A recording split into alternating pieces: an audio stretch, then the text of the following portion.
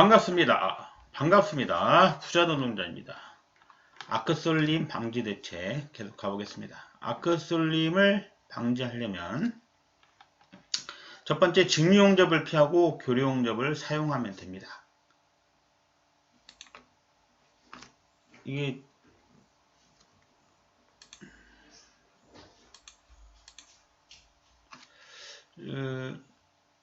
이제 이렇게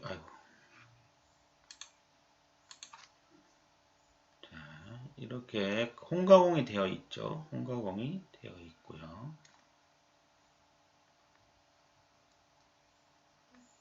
모재가 이렇게 있는데요. 아크가 이렇게 원래 이쪽을 용접하고 싶은데 이렇게 이렇게 휘잖아요. 이렇게 휘는 이렇게 휘잖아요. 그러면 직류용접기라는 것은 직류용접은 예를 들어서 모재를 플러스에 가놓고 용접봉을 마이너스에 했다. 이런 거 뭐라 불러요? 이거 직류전극성이라 하잖아요. 직류전극성이면은 얘는 계속 플러스이고요. 얘는 계속 마이너스가 되죠. 계속 같은 힘이 같은 전류가 흐르기 때문에 같은 힘이 자기장이 생기기 때문에 한쪽으로 계속 휘게 되겠죠. 그러잖아요. 계속 휘어요. 근데 교류라는 건 어때요? 교류라는 거는 얘가 한 번은 플러스가 됐다가, 그죠? 모재가 한 번 플러스 됐다가 또 용접봉이 또 홀더 쪽이 플러스 됐다가 왔다 갔다 하잖아요. 그리고 이게 한쪽으로 계속 힘이 받는 게 아니에요. 한쪽으로 전류가 흐르지 않기 때문에 자기장이 변해버리죠. 그래서 잘 안 쏠리는 거예요. 왔다 갔다 하니까 일률적으로 쉴 수가 없는 거죠. 그래서 교류용접기를 쓰시면 아크가 덜 힙니다. 자, 그 다음에 접집점이라는 게 뭐예요? 자, 접집점이라는 거는 용접기가 이렇게 있잖아요. 자, 용접기가 이렇게 있어요. 그러면 전원이 들어오잖아요. 전원이 들어오고 예를 들어 우리가 직류 전극성을 한다. 직류 역극성을 한다. 그럼 직류라고 하면은요. 자, 플러스를 모재에다가 이렇게 연결을 하죠. 우리가 이만한 철판을 엄청나게 큰 철판을 이렇게 큰 거를 용접한다고 가정해봐요. 지금 내가 이렇게 엄청 커요. 지금 이렇게 용접을 하고 여기 지금 여기 용접할 거예요. 그러면 이게 홀더를 이렇게 끌고 와가지고 여기서 이런 식으로 용접을 하게 되겠죠. 이런 식으로 용접하면 얘를 굳이 끌고 와서 여기서 이렇게 접지 클램프를 이렇게 물리지 말고 이렇게 하지 말고요. 그냥 간단하게 여기다 이렇게 물리면 되잖아요. 여기다 최대한 멀리 물리면 되잖아요. 이렇게 하라는 거예요. 또 조접 업무 뭐 있어요? 이거 현장에 샵장 같은 데 가시면 이렇게 레일 같은 걸 깔잖아요. 철도 레일 같은 거를 깔아가지고요. 철도 레일 같은 거 깔은 다음에 이 레일에다가 접지를 하고요. 이렇게 접지를 하고 얘를 레일에 올려놓으면 얘가 둘이 통전되니까 이렇게 해도 되잖아요. 좀 이렇게 하는 경우도 있고 또 엄청나게 큰 구조물인 경우 이거 필요 없겠죠. 그냥 엄청나게 큰 구조물인 경우는 그냥 구조물에다가 이렇게 접지해 놓고 저 꼭대기 호층 올라가서 뭐 한 15층 올라가서 그쪽 용접한다 그럴 때는 상관없겠죠. 네. 실제로 그렇습니다. 그래서 이제 대조 제품 그러니까 뭐 엄청 큰 거 그런 거 용접할 때는요. 막 이게 아파트 한 채 막 보다 높은 경우가 더 많거든요. 엘리베이터 타고 올라가는 경우가 많아요. 막 예를 들어서 이렇게 뭐 이런 구조물을 만든다고 해요. 그러면은 용접기를 어디다 놔요? 용접기를 땅바닥에 놓는 경우도 있고요.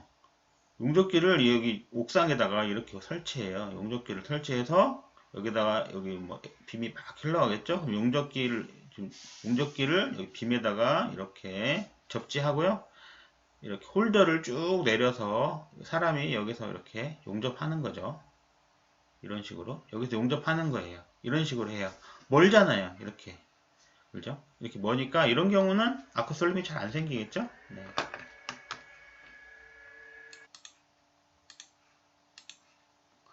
자, 세 번째는 짧은 아크를 사용한다. 이건 설명했었죠. 접지를 2개 이상 사용합니다. 접지를 한 개만 하지 말고요. 접지를 2개 이상 하면 자기장의 방향이 서로 상쇄돼서 아크 쏠림을 방지할 수가 있습니다.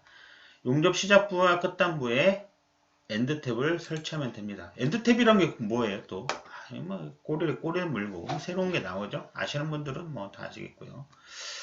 현장에서 예를 들어서 이런 철판, 엄청나게 큰 철판이 있어요. 여기서까지 막 엄청 커요. 이런 거 이렇게 용접을 할 때요. 철판을 이렇게 오려 붙인다 했잖아요. 이렇게 이런 식으로 하고 쓰다 남은 거 있으면 또 이렇게 용접 붙이고요. 다 써먹어야 될 거 아니에요. 그렇죠? 근데 현장 가면 이렇게 반듯반듯한 것보다는 막 이런 게 많아요. 이렇게 쓰다가 남은 거 이렇게 했다고 봐요. 자, 그러면 얘하고 가접을 하죠. 가용접을 해요. 이렇게 가용접을 이렇게 가용접을 할 거 아니에요. 자, 이렇게 가용접을 막 합니다. 누가 해요? 뭐 재관사들이 하죠. 용접사들이 이거를 가용접을 주로 하지 않고요. 현장에는 가용접을 하시는 분들이 따로 있고요. 작은 현장에서는 용접사가 해주는 경우도 있고 그래요. 저는 뭐 처음 용접 할 때는 작은 현장이 있어가지고 제가 가접도 하고 제가 용접도 하고 그랬고요. 나중에는 이제 큰 데가 점점 큰 데로 가게 되잖아요. 작은 현장에서 큰 현장 옮기다 보니까 그런 곳에서는 가용접이 되어 있었어요. 어쨌든 이제 요 부분 말이에요. 이게 시작 부분하고 막 여기서 용접을 해서 쭉 이렇게 갈 거예요.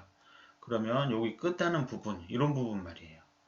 이거 틱으로 하는 경우도 있고 CO2로 하는 경우도 있고요. 용접할 때 뭐 여러 가지 용접법이 있겠죠. 요새는 이렇게 큰 철판이면 그런 용접 안 하죠. SAW나 이런 걸로 하죠. SAW 서브머리 나크 용접 이런 걸로 용접을 해요. 이런 거 다 배울 거예요.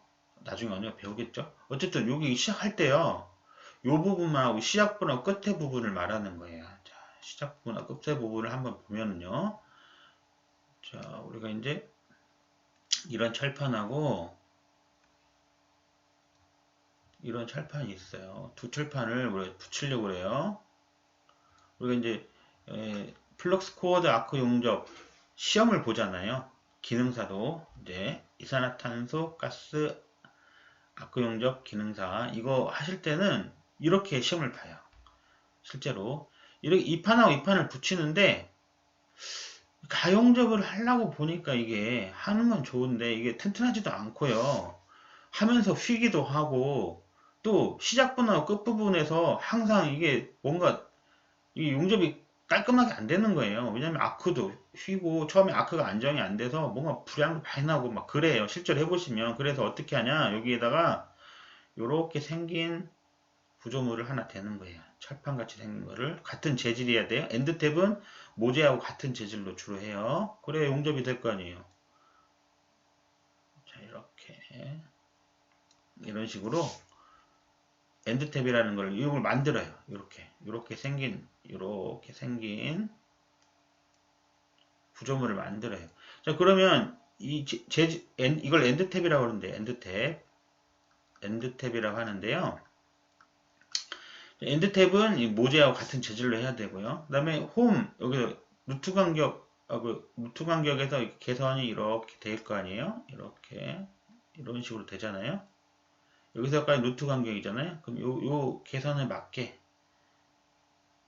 개선면 처음 시작 부분하고 얘도 비슷하게 이렇게 해줘야 용접이 쭉 될 거 아니에요.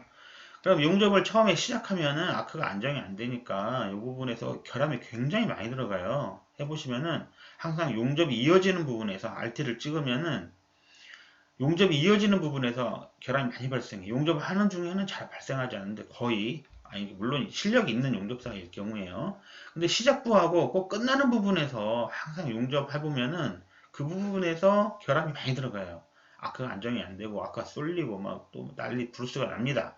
그래서 아크가 처음 안정이 될 때까지 조금 용접이 진행이 돼서 모재도 열 받고 이렇게 모두가 안정이 될 때까지는 약간의 시간이 필요합니다. 물론 이제 기능이 뛰어나신 용접사들은 그런 거 관계없이 잘 할 수 있죠. 그런데 보통 그렇습니다. 그래서 용접이 시작하기 전에 아크가 안정되기 이만큼 여기서 용접을 시작하면은 이렇게 쭉 용접이 진행되잖아요.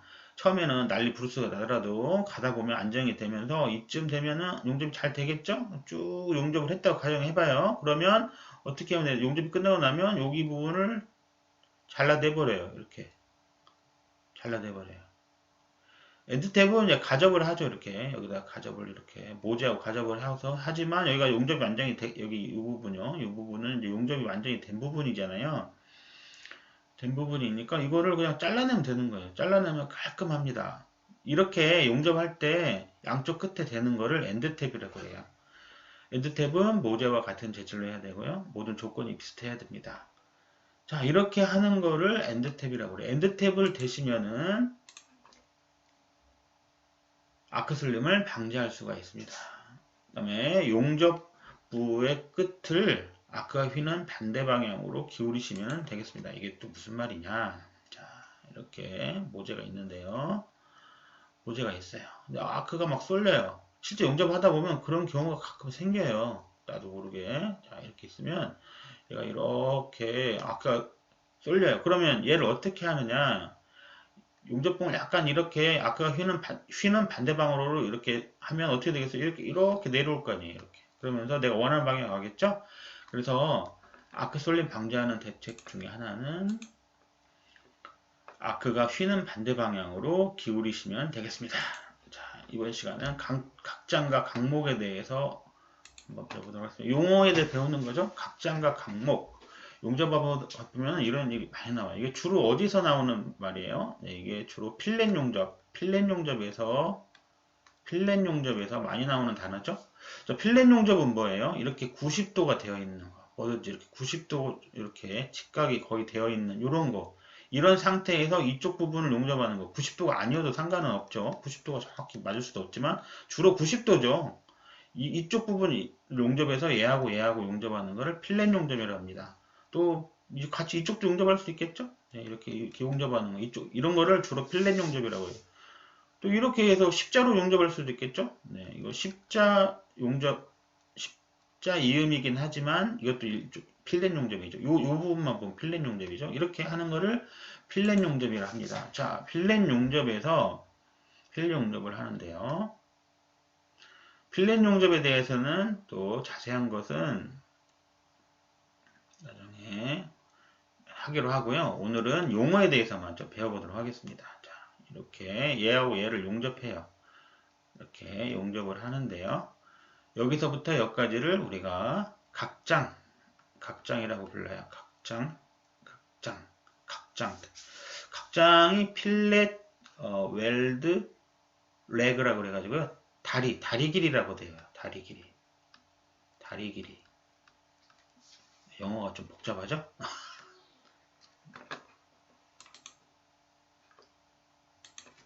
그리고 여기 용접 한 모재 가장 깊은 부분에서 여기 표면까지 용접되어 있는 표면까지 최단거리 직각이겠죠? 이렇게 최단거리까지 얘를 뭐라 부르냐? 얘를 각목이라고도 하고요. 우리가 목 두께 이렇게도 부릅니다. 목 두께 이렇게도 불러요. 용어로는 이게 필렛, 웰드, 스로트 이렇게 되겠네요. 그렇죠? 영어는 잊어버리시고요. 네. 각목, 목 두께, 각장, 다리 길이 뭐 이렇게 나옵니다. 자, 시험에도 이런 게 나오죠. 네, 시험에도 나오고요. 우리가 각목이라고도 하고 목 두께라고도 각장이라고 다리 길이라고도 해요. 시험에도 나오고요. 저도 이제 처음에 이렇게 이제 필렛 용접이라는 거는 검사가 있는 경우도 있어요. 검사가 없는 경우도 있는데 예를 한번 들어볼게요. 예를 들어 여기 이렇게 뭔가 필렛 이렇게 모지에다가 이거 긴 거 이렇게 모재가 있는데요. 이렇게 여기서 쭉 용접을 하는데 이제 여기하고 이렇게 용접을 하잖아요. 이렇게 쭉 용접을 이걸 필렛 용접이라고 하면 이렇게 직각으로 된 거예요. 이렇게 용접을 하는데요. 예, 이렇게 한번 쭉 용접하고 대부분의 필렛은 검사가 없는 경우가 대부분이에요. 엑스레이 검사 같은 거요. 나중에 또 다 배우겠지만요. 뭐 아시는 분도 있고 UT나 RT 같은 검사가 없는 경우도 있는 경우도 있어요. 예를 한번 들어볼게요. 예를 들어보면은 예서 이렇게 구조물을 만들어요. 지금 이거 엄청 커요. 아파트 한 3층 높이 된다고 생각해 보세요. 아파트 한 3층 높이 되는 건데 이 구조물인데 이 구조물을 만드는데 엄청 커요. 뭐 한 300톤 된다고 해봐요. 예를 들어서 300톤 되는데 여기다 뭐 방도 만들고 막 이렇게 막 했겠죠. 뭐 이렇게 막 했겠죠. 용접을 했겠죠. 그런데 이거 용접을 할 때 이거 위보기가 생기잖아요. 용접을 하면 여기 이렇게 막 이렇게 하면 뭔가 위보기가 생기잖아요. 그죠? 위보기를 하면 자세도 어렵고 용접도 잘 안 되고 이 검사 구간에 여기 검사 구간에서 용접이 잘 안 되는 경우가 허다합니다. 또 빼먹고 가는 경우도 굉장히 많고요. 또 속도가 엄청 느려요. 그럼 제일 좋은 방법은 뭐예요? 제일 좋은 방법. 이거 아래 보기로 바꾸면 되잖아요. 아래 보기가 하기 초잖아요. 그럼 얘를 어떻게 하면 될까? 얘를 굴리면 되잖아요. 옆으로 떼굴떼굴떼굴 굴리면은 아래 보기, 위 보기가 아래 보기로 바뀌잖아요. 그죠? 그러면 얘를 들어가지고 엎어야 될 거 아니에요. 누가 엎어요? 네, 이제 현장에 가시면은 이거 없는 크레인들이 있죠. 네, 그래서 여기다가 이렇게 러그를 답니다. 러그라고 해서 이렇게 이걸 달아요. 이걸 달아요. 러그를. 자, 그러면 그 부분만 한번 볼게요. 옆에서 보면은 이제 이렇게 해서 이걸 러그라고 하죠. 러그를 이렇게 붙여가지고 여기를 용접을 해요. 여기를 용접해서 여기다 후크 같은 거 이렇게 걸어가지고 물체를 들어 올려서 뒤집어 버리는 거죠. 뭐 하여튼 현장에 가시면 이런 거 자주 보게 돼요. 자, 옆에서 보면 이게 어떤 형태냐? 이렇게 되겠죠. 이렇게 돼 있는데 얘를 보통 검사가 있는 경우는 이렇게 만들어요. 지금 여기 이거 은선이라고 그러죠. 숨은선. 은선이라는 거는 보이지 않는 거를 그리는 거, 보이지 않는 선이지만 실제로 있는 거. 이걸 숨은선이라고 하죠. 제도 시간에 나중에 배울 거예요. 자, 이렇게 해서 보통 용접을 합니다. 그러면 이제 만약에 제가 이걸 알트를 찍는다 그러면 여기 이 부분을 일단 틱으로 한 두세 차례, 그러니까 두 패스, 세 패스 정도 틱으로 이쪽을 용접을 쭉 합니다. 이렇게 쭉 용접을 하고요. 쭉 한 패스, 두 패스 하고 나머지는 뭐 CO2로 한다든지 이렇게 해서 비드 쌓기를 하는 거죠. 이렇게 비드 쌓기를 합니다. 이렇게 비드 쌓기를 다층 용접이라고 그러죠. 다층 용접을 하게 되는 거죠. 이런 식으로 이렇게 다층 용접을 하게 됩니다. 자, 그 다음에 이쪽은 아크에어 가우징이라는 게 있어요. 나중에 또 다 배우시는데요. 여기 가우징을 파요. 가우징을 파고 이만큼 전부 다 그라인더로 싹 깨끗하게 없애고 여기 다시 틱으로 이만큼 용접을 먼저 한 다음에 CO2나 이런 걸로 이렇게 다층 용접을 아크로 해도 되고요. 틱은 속도가 느리잖아요. 그러니까 아크나 CO2를 이용해서 아크가 좀 더 짱짱하죠. 이렇게 해서 엑스레이를 찍게 됩니다. 이렇게 하는 것도 필렛 용접이죠. 자, 이렇게 하는 거는 필렛 용접이에요. 자, 그러면 자, 각장 항목 이렇게 있으면은요. 자, 여기 각장이라고 그랬죠. 여기서까지 각장, 여기서까지 각장, 여기서까지는요. 각목이라 한다 그랬죠. 아니, 여기서 여기까지도 뭐예요? 각장이잖아요. 왜 각장이에요? 이거 45도니까요. 45도로 용접해야 되니까 얘하고 얘가 길이가 같잖아요. 각장이라고 그래요. 여기서까지는 각목이라고 한다 그랬죠. 여기서까지 최단거리 직각으로 내리는 여기를 각목이다 이렇게 부르는 거죠. 네. 여기까지 이해하셨죠? 자, 그러면 우리가 용접을 할 때요. 이제 이렇게 용접을 하러 가면은 누군가가 나한테 용접을 어떻게 해달라고 지시하는 거나 부탁하는 사람이 있을 거 아니에요. 그죠? 그 사람이 뭐라고 부르냐면 이 필렛 용접을 하는데 그게 뭐 검사가 있을 수도 있고 검사가 없을 수도 있는데요. 이거 용접할 때 각장 얼마, 각목 얼마를 지켜주세요. 이렇게 말하는 경우가 있어요. 있겠죠, 당연히. 누군가 계산했을 거 아니에요. 이제 산업기사 이상. 기사에서는 기능장 거의 안 나와요. 네, 기능장 거의 안 나오는데 이거를 계산하는 것도 나와요. 아침에 출근을 해서 반장님이 예를 드는 거예요. 반장님이 야 각장 10mm로 해주라 이렇게 말했다고 가정해봐요. 야 오늘 필렛 어디까지 하잖아. 그 10mm 각장 10mm 해주라 이렇게 말하면 그게 뭘 의미하느냐 이거죠. 뭐 말을 알아야 용접을 할 거 아니에요. 이거 틀리면 어떻게 해요? 일자를 잃겠죠. 혹시 마음대로 할 것 같으면 혼자 해야 되잖아요. 그죠? 네. 어쨌든 여기서 여기까지를 10mm를 해달라는 거예요. 10mm를. 자 그러면 이거를 10mm인지 어떻게 재요? 여기다 뭐 자를 대서 재야 되나요? 글쎄요. 어떻게 재요? 각장 게이지라는 게 있어요. 게이지가 있습니다. 어떻게 생겼냐면 이렇게 생겼어요. 이렇게 해가지고 이렇게 있으면요. 이렇게 딱 되는 거예요. 이런 식으로 해서 여기 눈금이 써 있어요. 이렇게 이런 식으로 돼 있고요. 눈금이 써 있고 이런 식으로 돼 있어 가지고 여기 이거 왔다 갔다 할 수 있는 거죠. 이렇게 슬라이드 할 때 이렇게 해가지고 각장 게이지가 있어요. 이런 거 팔아요. 각장 게이지로 재면 되겠죠? 각장 게이지로 재면 돼요. 또 쉬운 방법도 있어요. 더 쉬운 방법. 그렇게 안 하고 이런 거 필요 없이 현장에서는 물론 눈이 보배죠. 눈으로 보면 알 수도 있고요. 그렇잖아요.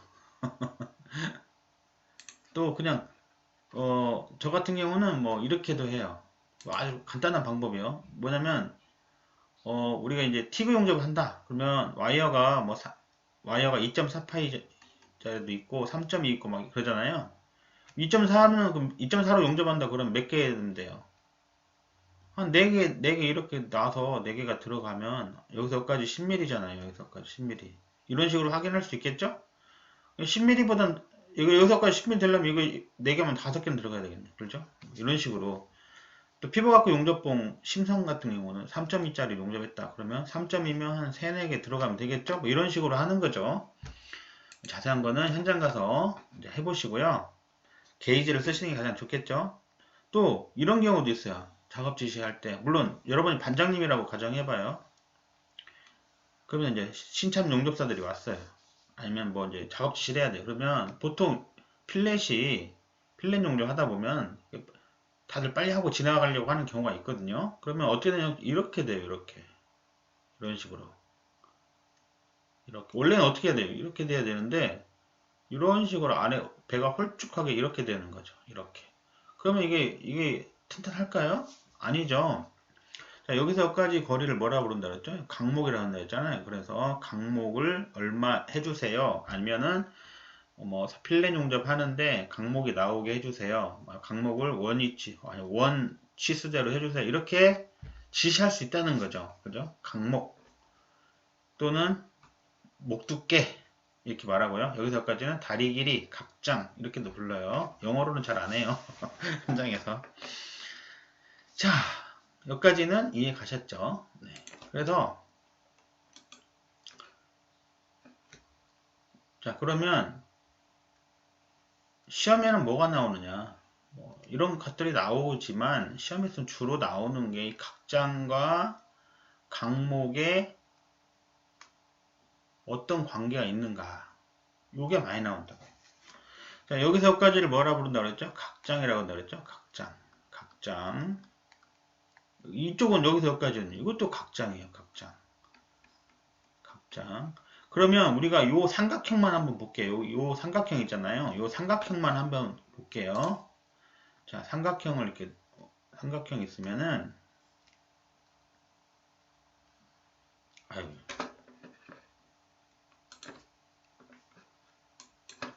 자, 삼각형만 보겠습니다. 미끄러졌나? 이렇게 반듯하게가 안 되네요.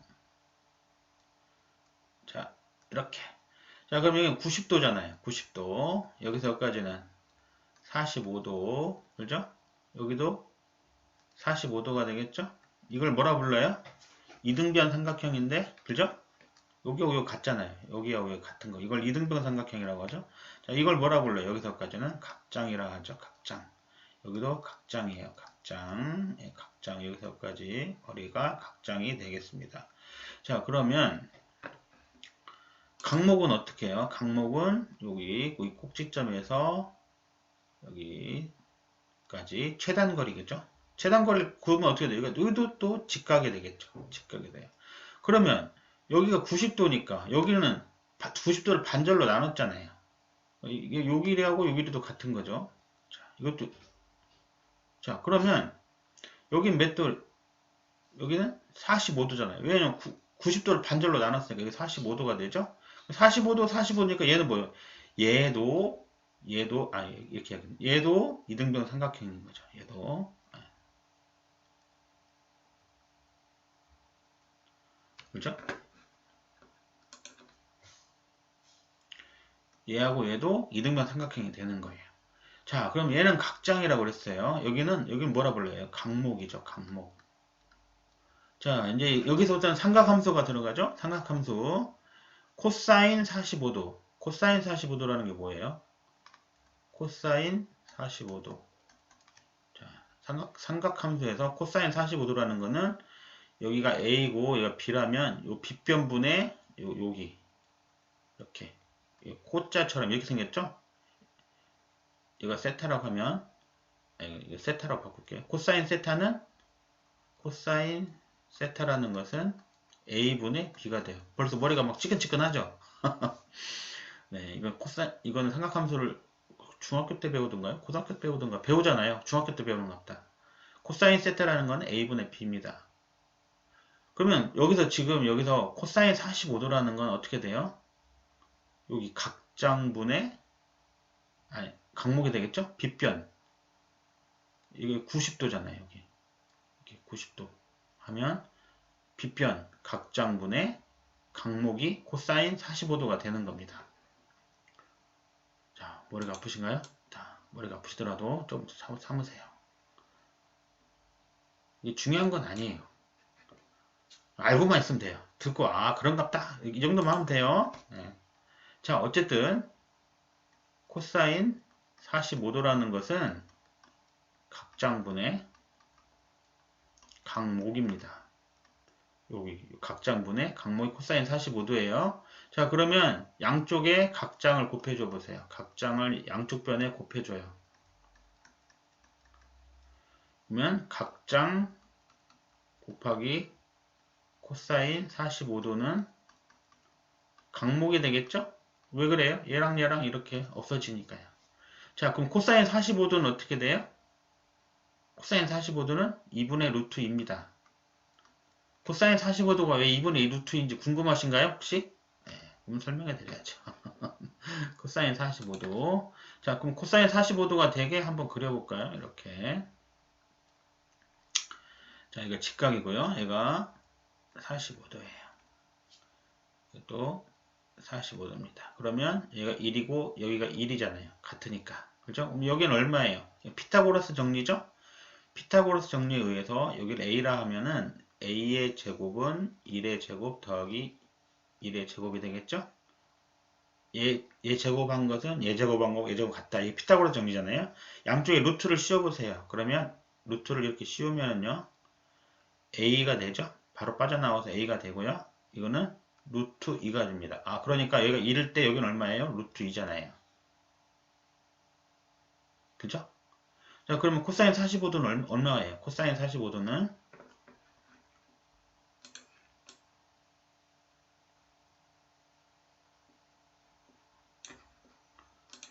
자, 코사인 45도는 루트 2분의 1이 되겠죠? 여기가 1이니까요. 이게 빗변분의 여기 이 코사인 45도란 말이에요. 그럼 양쪽 밑변하고 윗변에 루트 2를 곱해줘 보세요. 그러면 이거 어떻게 돼요? 2분의 루트 2죠? 이렇게 이거 유리화라고 하던가요? 2분의 루트 2예요. 이 루트 2는 얼마예요? 1.4 얼마 하잖아요. 그러니까 코사인 45도는 대략 2분의 1.4 정도 됩니다. 이거 계산해보세요. 그럼 얼마 나와요? 0.7이 되죠. 자, 그러면 여기 1이 다시 넘어가 봐요. 각장 곱하기 코사인 45도는 각목이에요. 그러니까 각장 곱하기 0.7을 하면 각목이 되는 거죠. 그러니까 각목은 정확히 얼마큼 되는 거예요? 각 장에 0.7 곱한 것만큼 되는 거죠. 예를 한번 들어볼게요. 각 장이 10이에요. 그럼 각목 얼마예요? 7이잖아요. 7. 0.7 곱하니까. 그러니까 반장님이 또 여러분이 반장님이라면 야 각장 10mm 지켜주라 이렇게 말했으면 각목을 얼마에 하라는 거예요? 말 안 해도 7mm로 해달라는 거예요. 그러니까 이 시험에 나오겠죠? 각장 10mm일 때 각목은 얼마가 적당한가요? 이렇게 나오면 얼마예요? 0.7만 곱하면 되는 거예요. 자, 각장과 각목에 대해서 같이 한번 알아봤습니다. 감사합니다.